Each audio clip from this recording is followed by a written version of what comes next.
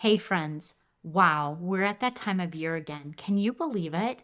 It's the perfect moment to pause, breathe, and reflect on the year that's just about to close. I know you're busy. I know you have a lot going on between balancing your coaching practice, content creation, and everything else you have in your life. But I want to invite you to join me today in taking some time for you and your future business growth. This is the first part of a two-part series on year-end planning for entrepreneurs. In this episode today, we're going to dive into the end of the year reflection, how to look back on what worked, what didn't work, and how to gather all those valuable lessons so you can move forward into the new year with clarity and purpose. Next time in part 2, we'll be all about visioning and planning, creating that clear and aligned plan for an amazing year ahead. Now, before we dive into reflection, let's talk about something I know can be a real struggle for many of us: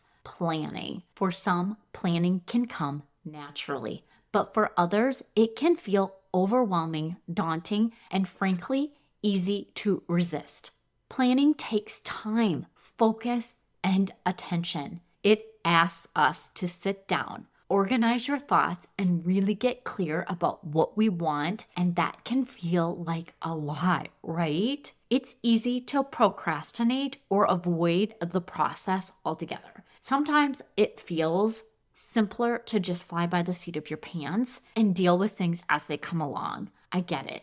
But here's the thing. Having a plan in place will make all the difference between feeling scattered and feeling steady. It's what takes you from reacting to life's demands to proactively creating the life and business you want. I want to share a bit about my background here. My specialty is in becoming a consistent content creator, repurposing content and setting up those content systems. This comes from my background as a certified online business manager, and I can tell you, there's real power in having systems and plans in place. It not only gives you focus, but also gives you that freedom to be more creative and impactful in your work. So as we move into this time of reflection, I want you to let go of any resistance you might have around planning.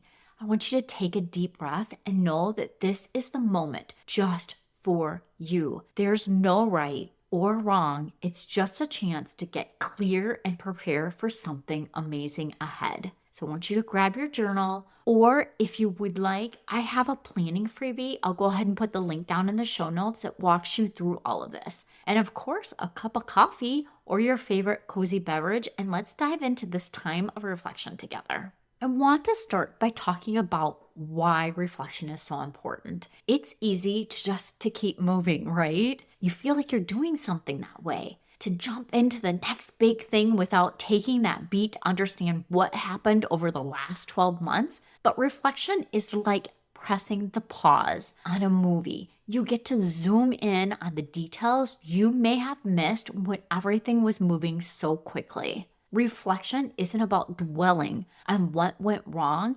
It's about celebrating what went right and finding ways to keep growing. So let's begin by celebrating your wins. Think back over the last year. What were some of the wins that you experienced in your business, in your life? I want you to think about all of those things. And I want you to think beyond just that big milestone thing. Sometimes the small wins mean the most. So if you have a win jar or a win journal, or you just keep track of these things on your day-to-day in your planner, pull that out so you can reference it. Did you launch a new offer, a new coaching package, a new coaching group? Did you finally hit publish on a blog post that you've been putting off because you felt too vulnerable to do it? Did you reach out to that dream client who ended up loving your coaching program? No win at all is too small. No win is too big. I want you to write them all out. And I want you to celebrate this progress. It's funny, we often give ourselves such a hard time over what we didn't accomplish. But right now, I want you to give yourself some serious credit for everything you did do. If you're listening to this while you're out and about, I want you to download this episode to allow you time to actually pause and reflect as you go through it and listen to it. So go ahead and pause this podcast right now so you can do some serious reflection on your wins. Okay, friend, now that you've got your list of wins in front of you, let's look at the lessons. I want you to consider what helped make those wins possible. Was it consistency? Maybe a new habit you started and you're so proud of yourself for that? Or a change in your mindset that made all the difference? We're digging for gold here. By recognizing what made those wins happen, we're getting clues for what we should double down on next year. And one of my wins, and this is a huge win for me, is my cholesterol levels. I've had high cholesterol now for many years and actually reached the point of 300 this last year. And I went into a functional medicine doctor, and through a plant-based diet, I took my cholesterol from being 300 to 162. For me, that was huge. All right, now that we've celebrated, let's just shift that focus now to the challenges, because we all have challenges. It's our thing we like to focus on, right? All the things we wish we should have, could have, would have done. But what didn't go as planned this past year? We all had those moments, the launches that didn't go the way we thought it would, the projects that got pushed back, or maybe the time when you just felt overwhelmed and exhausted. I don't want you to look at these challenges as failure, friend. Instead, think of them as learning experiences. Take a minute to jot down those moments that felt hard to you.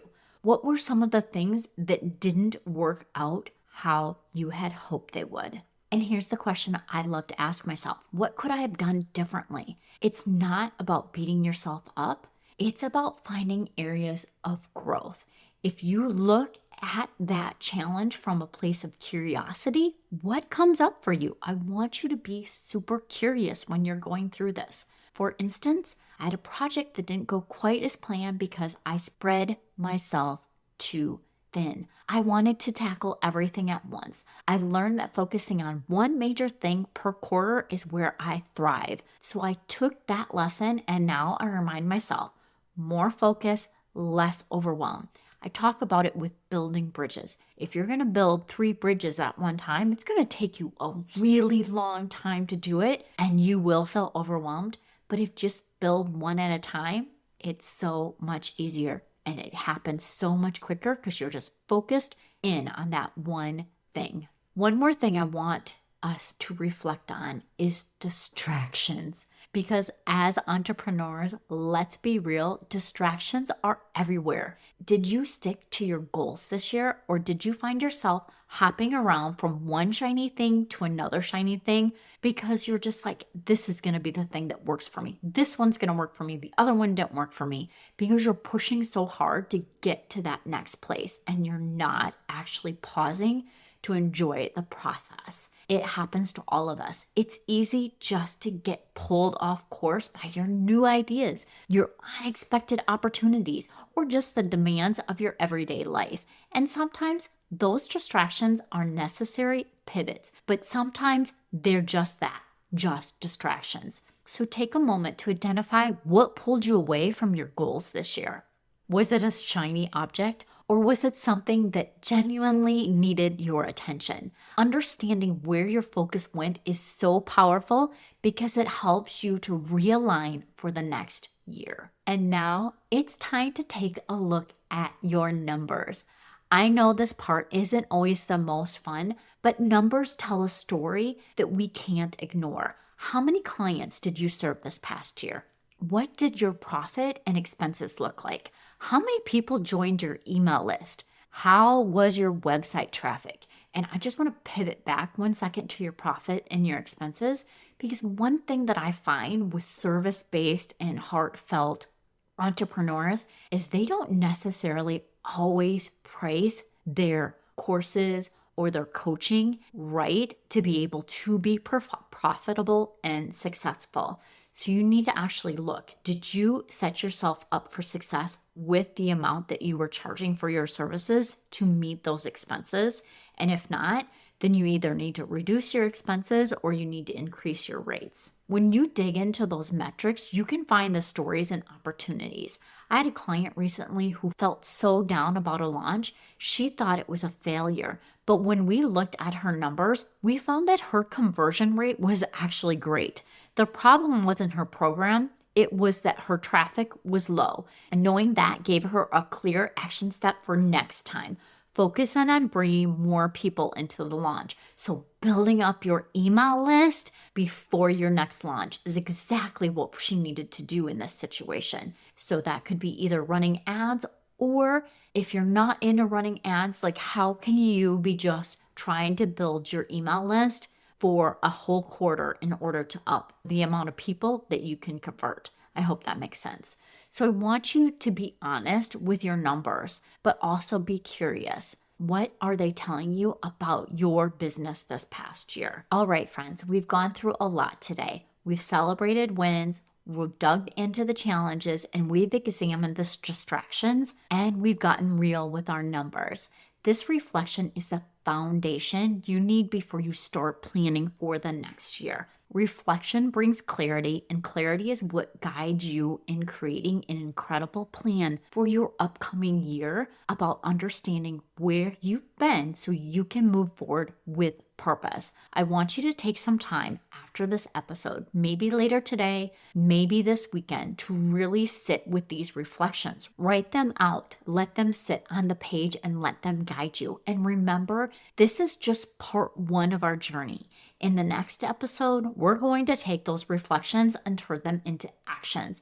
We'll talk all about setting goals, creating a vision, and making sure next year is set up for success in a way that feels aligned and intentional for you. Remember, the work you're doing is important, not just for your clients, but for you. And when you take care of yourself, when you take the time to reflect, you can serve from a place of true purpose. If you found this reflection helpful, I'd love for you to share this episode with a fellow coach or entrepreneur who might need some encouragement, and be sure to join me next time where we'll plan an amazing year ahead. And if you're ready to take that planning even deeper, I do offer a 90-minute one-on-one SMART goal planning session along with a week of Voxer support to help kick off the new year with clarity and purpose.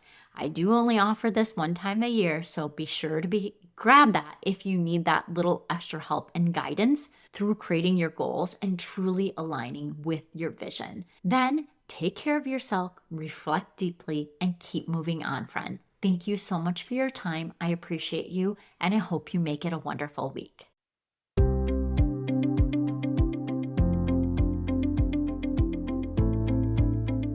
Yay! Thank you so much for listening. I hope that you found this episode valuable and learned some actionable tips that you can implement in your business so that you can feel accomplished and less stressed.